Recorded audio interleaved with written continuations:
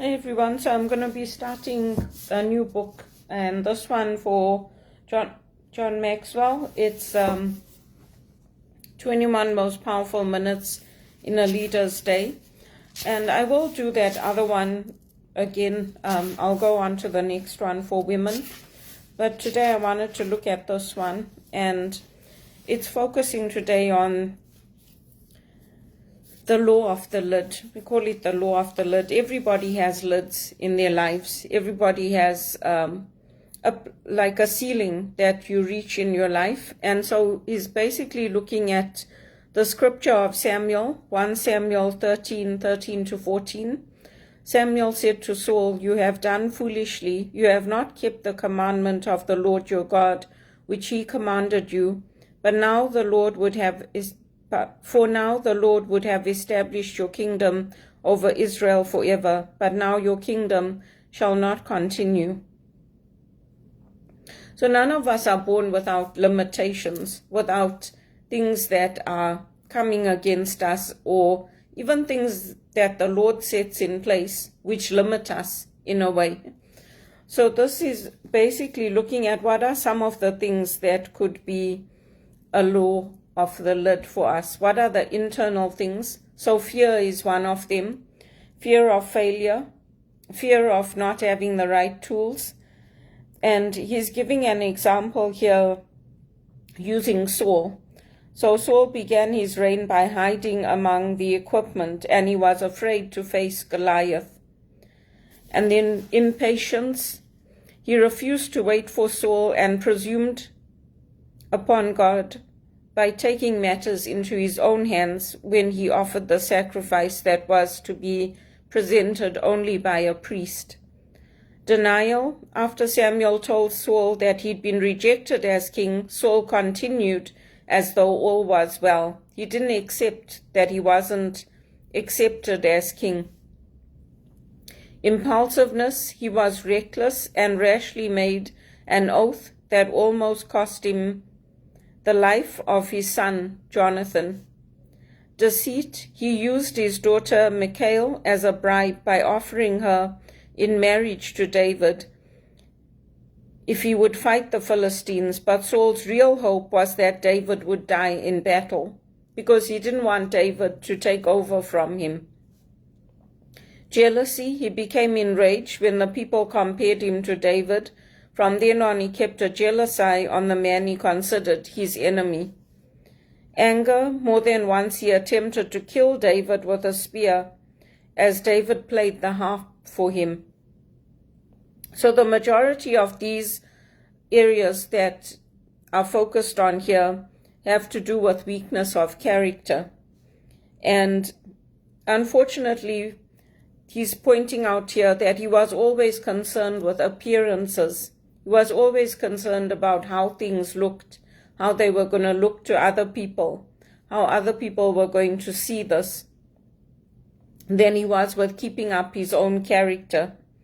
Even when he was rejected as a king, that's what was concerning him. It's how are people going to see this? Not how is God going to see this, but how are people going to see this? So he was too concerned about what others would think of him. And he begged Samuel, "I have sinned, yet honor me now, please, before the elders of my people and before Israel." That's from 1 Samuel 15, verse 30. Because he never removed the lids from his leadership, God had to remove him from the throne of Israel. And when you look at the life of David, you see that he also had many lids on his life, both internal and external. The first one was his family. David's limitations started at home. When his father Jesse was asked to gather all his sons to select the next king, David wasn't invited to attend. His father overlooked and underappreciated him. The same was true of his brothers. When David went to the battlefront to visit them, their contempt for him was clear. When David spoke out against Goliath's blasphemous challenges, his brothers insulted him and told him to go home. The second one, his leader, Saul, was continually trying to inhibit David's leadership and effectiveness. When David offered to fight Goliath, Saul told him, "You are not able to go against this Philistine to fight with him." That's 1 Samuel 17:33. And he tried to put his heavy armor on the boy. Later, Saul declared that David was his enemy. For many years, Saul repeatedly tried to kill him. The third limitation was his background. Saul came from a good and powerful family. His father was described as Kish, the son of Abiel, the son of Zerah, son of Bechorath, the son of Ephah, and a Benjamite, a man of mighty power. 1 Samuel 9, verse 1. He was undoubtedly a landowner, a leader in his tribe, and a military commander during times of war. David, on the other hand, was from a family of poor shepherds. He is described as the son of Jesse, the Bethlehemite, a man without lofty lineage or powerful position. And David wasn't the eldest son, he was the eighth and the youngest in his family.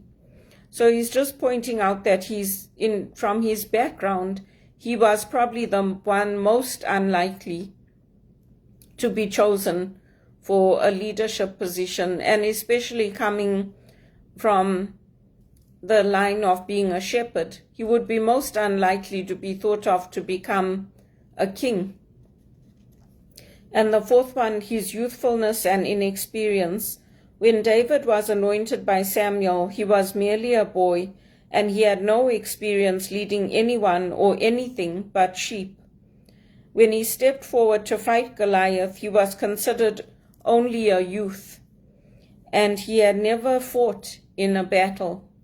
Time and again, people underestimated and disrespected him for those reasons. Ultimately, David became a great leader, yet it wasn't because he had no limitations on his life. He achieved much because he became a lid lifter.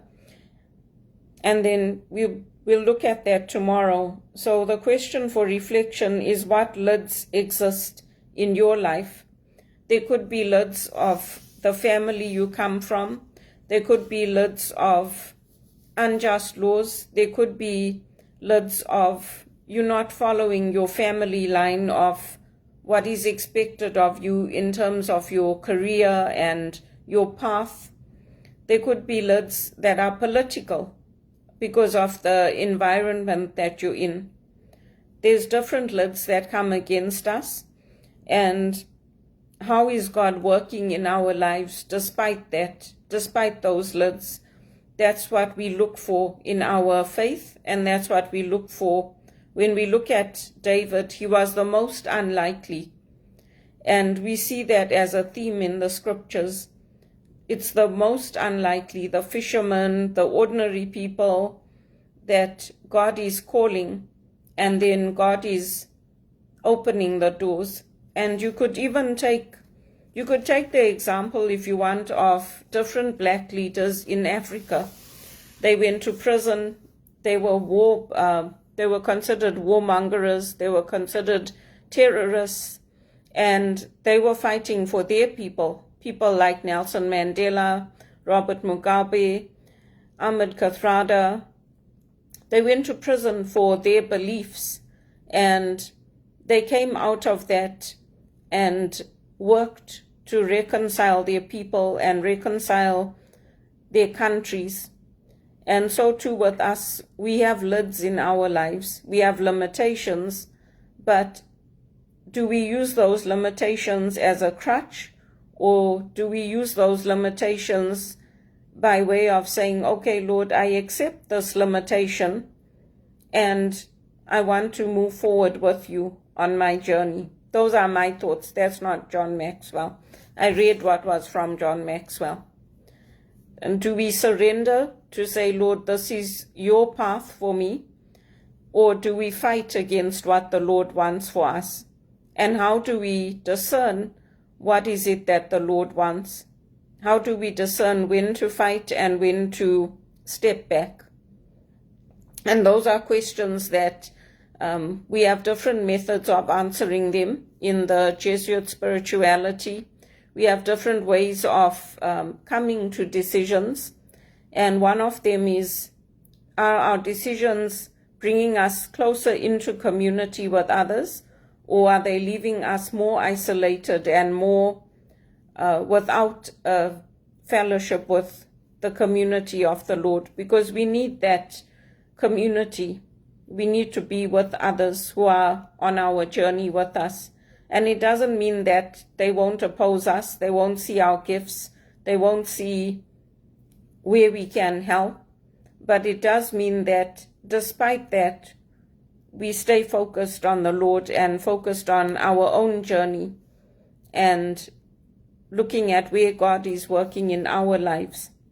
So I just wanted to share that. I'll be going through this 21 most powerful minutes in a leader's day. Revitalize your spirit and empower your leadership. And that's what I wanted to do for that one. And then I'll do the gospel reflection later, focusing on the New Testament, because that's where we see Jesus working and moving. And yeah, that's what I wanted to do for today.